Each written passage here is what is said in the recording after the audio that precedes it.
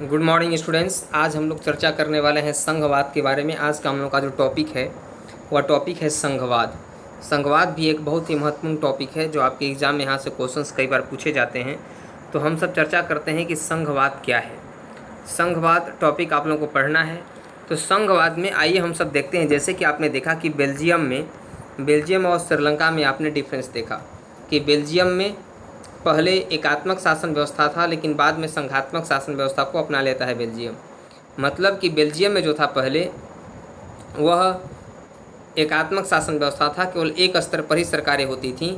लेकिन बेल्जियम में जब अपनी भाषाई लोगों के बीच में बेल्जियम में रहने वाले जो जनसंख्या थी उसमें कुछ डच बोलते थे और कुछ उसमें फ्रेंच बोलते थे, तो इन लोगों में जो विवाद प्रारंभ हुआ है ना, इस विवाद को सुलझाने के लिए बेल्जियम ने एक समझदारी अपनाई और उसने शक्तियों को बांट दिया। मतलब संघात्मक शासन व्यवस्था को अपनाया बेल्जियम ने, ठीक। लेकिन श्रीलंका ने एकात्मक शासन व्यवस्था ही अपने आप को रहने दिया और इसने जो है सो अपने यहाँ शक्तियों का बंटवारा नहीं किया। इसलिए आप देख सकते हैं कि बेल्जियम ने अपने संविधान में कई सारे बदलाव किए थे। उनके केंद्रीय सरकार की शक्ति भी कम कर दी गई थी और प्रांतीय सरकारों को दे दिया गया था। मतलब बेल्जियम में उससे पहले भी प्रांतीय सरकारें थीं, लेकिन उनकी अपनी भूमिका थी, अपने अधिकार थे, पर उनको केंद्र के द्वारा दिए गए थे। इन्हें केंद्रीय सरकार वापस ले सकती थी। लेकिन 1993 में जब कानून बनता है बेल्जियम में, तो 1993 में जब कानून बना, जब बदलाव हुआ बेल्जियम के संविधान में, तो वहाँ पर कुछ संवैधानिक अधिकार दिए गए उनको और पूरा उनको स्वायत्ता भी प्रदान किया गया। इन अधिकारों के लिए प्रांतीय सरकारें अब केंद्र पर निर्भर नहीं रहीं। मतलब अब केंद्र के ऊपर प्रांतीय सरकारें निर्भर नहीं रहीं। इस प्रकार बेल्जियम ने एकात्मक शासन की जगह संघात्मक शासन व्यवस्था को अपना लिया और राज्य की केंद्र पर निर्भरता समाप्त हो जाती है। राज्य की केंद्र पर निर्भरता क्या हो जाती है? समाप्त हो जाती है। श्रीलंका में व्यवहारिक रूप से यदि बात किया जाए तो एकात्मक शासन व्यवस्था है और जिसमें केंद्र सरकार के पास ही सारे अधिकार हैं। वहाँ पर क्या है? केंद्र सरकार के पास ही सारे अधिकार वहाँ पर हैं। और श्रीलंका, ये आप देख रहे हैं कि जो मैप दिखाई पड़ रहा है रेड से, जो वर्ल्ड का मैप जो है यह, इसमें रेड से दिखाया विश्व में 193 यूएनओ की सदस्य संख्या 193 है। 193 देश हैं जो यूएनओ की सदस्य संख्या प्राप्त किए हैं। यूएनओ मतलब यूनाइटेड नेशंस ऑफ ऑर्गेनाइजेशन के, मतलब संयुक्त राष्ट्र संघ के 193 देश सदस्यता ग्रहण किए हैं, जिनमें से केवल 25 देशों में ही संघात्मक शासन व्यवस्था है। बाकी देशों में संघात्मक शासन व्यवस्था नहीं, अपितु क्या है? तो वहाँ पर एकात्मक शासन व्यवस्था है। तो इस तरीके से आपने देखा कि जैसे श्रीलंका में आमतौर पर आप देखते हैं कि वहाँ पे तमिल नेता चाहते थे कि देश में सच्चे अर्थों में संघीय शासन व्यवस्था कायम हो। तमिल नेता ऐसा चाहते थे क्योंकि तमिल अल्पसंख्यक में थे, है ना। तमिल जनसंख्या वहाँ पर दो भागों में बांटी गई थी श्रीलंका में, इंडियन तमिल और श्रीलंकाई तमिल। इंडियन तमिल और श्रीलंकाई तमिल दो भागों में उन्हें बांटा गया था। तो लेकिन वहाँ पर जो सिंहला समुदाय का जनसंख्या ज़्यादा था, श्रीलंका में जो सिंहला समुदाय की जनसंख्या ज़्यादा थी, उन लोगों ने क्या किया कि संघीय शासन व्यवस्था में सर्वोच्च सत्ता केंद्रीय प्राधिकारी और उसके विभिन्न आनुषंगिक इकाइयों के बीच में बांट दी जाती हैं, उसके विभिन्न अंगों में बांट दी जाती हैं। ये तो बेल्जियम में होता है, संघात्मक शासन व्यवस्था में ऐसा होता है। लेकिन आमतौर पर संघात्मक शासन व्यवस्था में दो स्तर पर सरकारें होती ही हैं और इसमें एक सरकार पूरे देश के लिए होती है जिसके जिम्मे राष्ट्रीय महत्व के कुछ विषय होते हैं। समझ गए? तो संघात्मक शासन व्यवस्था में दो स्तर पर सरकारें होती हैं, जिसमें एक सरकार पूरे देश के लिए होती है जिसके जिम्मे राष्ट्रीय महत्व के विषय होते हैं।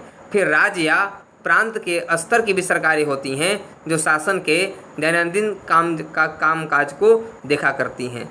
दैनंदिन कामकाज को देखा करती हैं, मतलब प्रतिदिन की कामकाज जो छोटे मोटे होते हैं इस काम को देखा करती हैं। तो सत्ता के इन दोनों स्तर की सरकारें अपने अपने स्तर पर स्वतंत्र होकर काम करती हैं, ठीक है ना। दोनों को शक्तियां बटा हुआ होता है संविधान के द्वारा संघात्मक शासन व्यवस्था में। और संघीय शासन व्यवस्था का ठीक उल्टा एकात्मक शासन व्यवस्था है। एकात्मक शासन व्यवस्था में शक्तियाँ बढ़ती नहीं हैं, अपितु सर्वे सर्वा केंद्र ही शक्तिशाली होता है। और यदि राज्यों को शक्तियाँ मिलती भी हैं तो केंद्र के द्वारा ही राज्यों को शक्तियाँ मिलती हैं और राज्य केंद्र के ऊपर निर्भर रहते हैं। क्या रहते हैं? राज्य केंद्र के ऊपर निर्भर रहा करते हैं। तो इस तरीके से आप देख सकते हैं कि केंद्रीय सरकार प्रांतीय और स्थानीय सरकारों को आदेश दे सकती हैं एकात्मक शासन व्यवस्था में, पर संघीय शासन व्यवस्था में ऐसा आदेश नहीं दे सकती हैं। केंद्र सरकार राज्य सरकार को कुछ खास करने का आदेश दे सकती हैं। राज्य सरकारों के पास अपनी शक्तियां होती हैं, इसके लिए वह केंद्रीय सरकार को जवाबदेह नहीं होती हैं, क्योंकि यदि संघात्मक राज्य सरकारों के पास अपनी शक्तियां होती हैं और इसके लिए वह केंद्र के प्रति जवाबदेह नहीं होती हैं, ऐसा संघात्मक शासन व्यवस्था में होता है। ये दोनों ही सरकारें अपने अपने स्तर पर लोगों को जवाबदेह होती हैं। अब संघात्मक शासन व्यवस्था की कुछ विशेषताओं को देखते हैं कि कौन कौन सी ऐसे फीचर्स हैं। तो अब तो आप बच्चों संघात्मक शासन व्यवस्था के बारे में तो समझ गए होंगे कि किसे कहा जाता है संघात्मक शासन व्यवस्था। फेडरल गवर्नमेंट किसे कहा जाता है?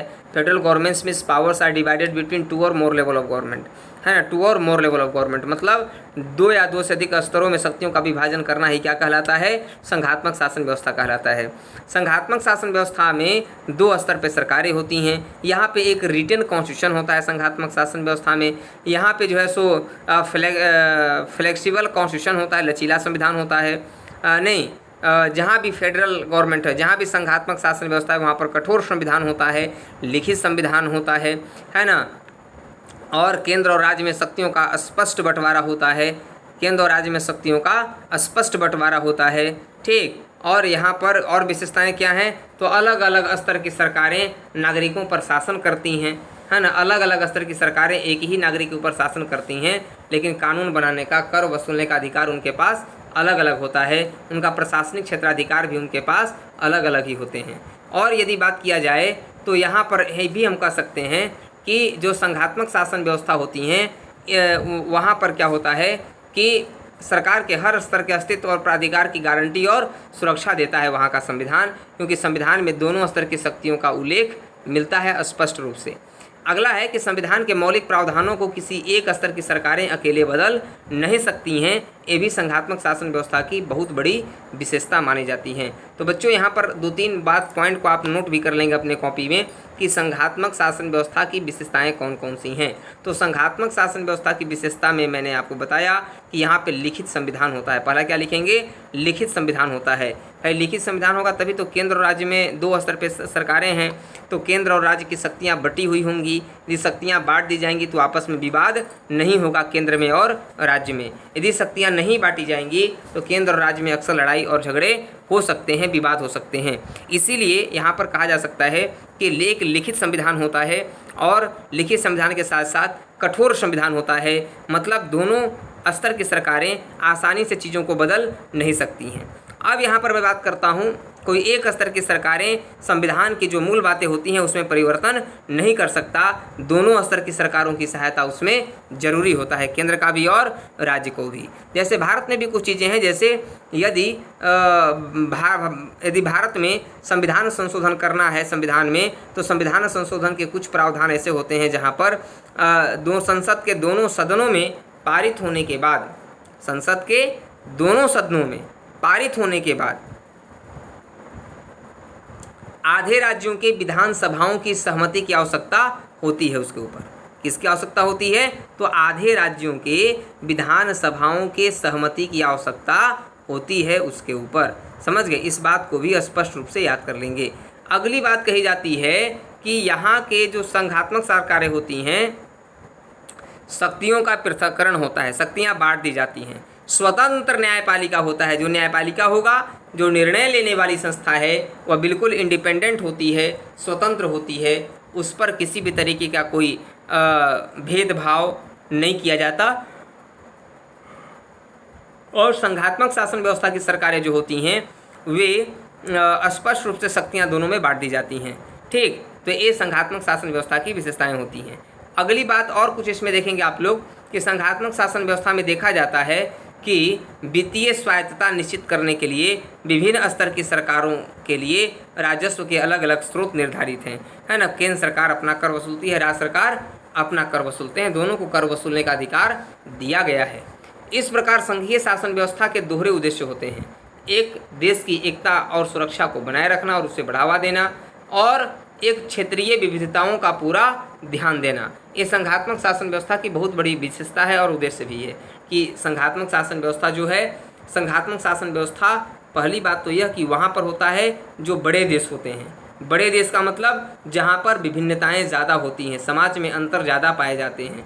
तो देश की एकता की सुरक्षा करना और उसे बढ़ावा देना तथा इसके साथ ही क्षेत्रीय विविधताओं का पूरा सम्मान करना, यह संघात्मक शासन व्यवस्था का एक बहुत बड़ा उद्देश्य माना जाता है। समझ गए? संघात्मक शासन व्यवस्था जो है, जहाँ पर भी जिस देश में होती है वहाँ पर काम काज बहुत ही अच्छे तरीके से संचालित किए जाते हैं। तो इस तरह से भारत में भी संघात्मक शासन व्यवस्था है।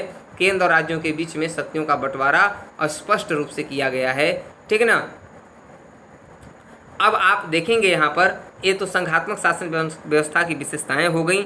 आप इसे नोट कर लीजिएगा, याद कर लीजिएगा, ठीक है ना, और समझ भी लीजिएगा। तो इस तरीके से यह इस बात के निर्भर करता है कि संघ की स्थापना किन ऐतिहासिक संदर्भों में हुई। आइए चर्चा करते हैं। देखिए, संघ जो होते हैं, संघीय शासन व्यवस्थाएं आमतौर पर दो तरीकों से गठित होती हैं। कैसे गठित होती हैं? संघात्मक शासन व्यवस्थाएं दो तरीकों से गठित की जाती हैं। पहला तरीका है कि दो या अधिक स्वतंत्र राज्यों को साथ लाकर एक बड़ी इकाई गठित करने का। इसमें दोनों स्वतंत्र राष्ट्र अपनी अपनी संप्रभुता को साथ करते हैं, अपनी संप्रभुता को साथ करते हैं और अपनी अलग अलग पहचान को बनाए रखते हैं और अपनी सुरक्षा तथा खुशहाली बढ़ाने का रास्ता अख्तियार करते हैं। जैसे यूएसए में आपने देखा, यूएसए में है, अमेरिका में है, स्विट्जरलैंड में है, ऑस्ट्रेलिया में है, वगैरह वगैरह। जैसे आप देख रहे हैं कि अमेरिका में का ही एग्जाम्पल लीजिए, तो जैसे अमेरिका पहले 13 कैंटीनों में बटा हुआ था, तो वहाँ पर सभी 13 कैंटीनों अगर मिल करके क्या किए, सभी लोग आपस में मिल करके एक केंद्रीय सरकार को गठित करते हैं और राज्यों को भी स्वतंत्रता प्रदान होती है और केंद्र को भी वहाँ पर कुछ शक्तियाँ दी जाती हैं और दोनों में शक्तियाँ बांट दी जाती हैं, केंद्र में और राज्यों में। समझ गए? ये अमेरिका में इसी तरह का है, स्विट्जरलैंड में और ऑस्ट्रेलिया वगैरह में इसी तरह की शासन व्यवस्थाएं पाई जाती हैं। पहला समझ में आया आप लोगों को? फिर से देखिए, संघात्मक शासन व्यवस्था जो होती हैं, इसमें दो तरह से संघ बनाने की प्रक्रियाएं चलती हैं। पहली बात तो यह होता है कि इसमें दोनों स्वतंत्र राष्ट्र अपनी संप्रभुता को साथ रखते हैं। समझ गए? मतलब दो या अधिक स्वतंत्र राष्ट्रों को साथ लाकर एक बड़ी इकाई गठित किया जाता है और इसमें दोनों स्वतंत्र राष्ट्र अपनी संप्रभुता को साथ करते हैं, अपनी अलग अलग पहचान को बनाए रखते हैं और अपनी सुरक्षा तथा खुशहाली बढ़ाने का रास्ता ढूंढते हैं। समझ गए?